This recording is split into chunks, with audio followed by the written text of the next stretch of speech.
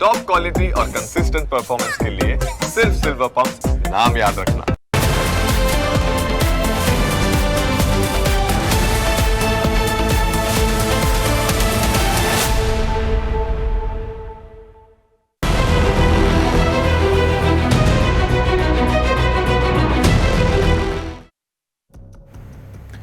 પરિપક્વ થયા પહેલાંનો પ્રેમ બરબાદ કરી નાખે છે। યુવકો પ્રેમિકાને પોતાની મિલકત સમજવાની ભૂલ કરતા હોય છે અને તેના ખૂબ ગંભીર પરિણામો આવે છે।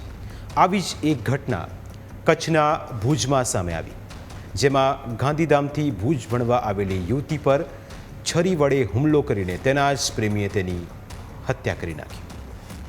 ભુજની સંસ્કાર કોલેજમાં BCAના પ્રથમ વર્ષમાં અભ્યાસ કરતી કિશોરીની તેના જ પ્રેમીએ હત્યા કરી નાખી।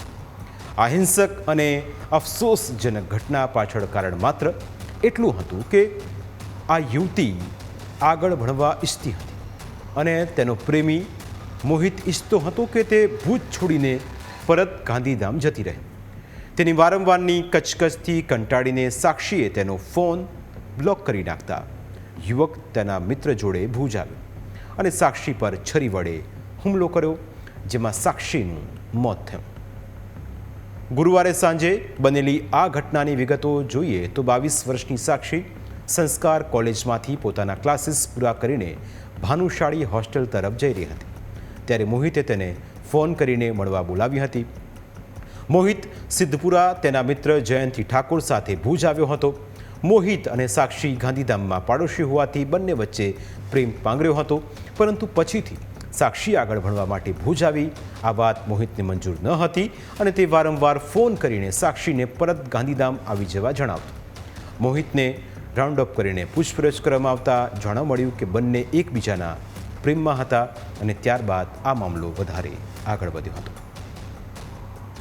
કોલેજ ખાતે આ દીકરીને મળેલ અને ત્યાં આવવા એને સમજાવતા દીકરીએ કોઈ પણ સંબંધો નહીં રાખવા જણાવતા આ મોહિતે ઉશ્કેરાઈ અને સાક્ષીને ગળા ઉપર છરીનો ઘા મારેલ અને એને તાત્કાલિક હોસ્પિટલે લઈ જવામાં આવેલ।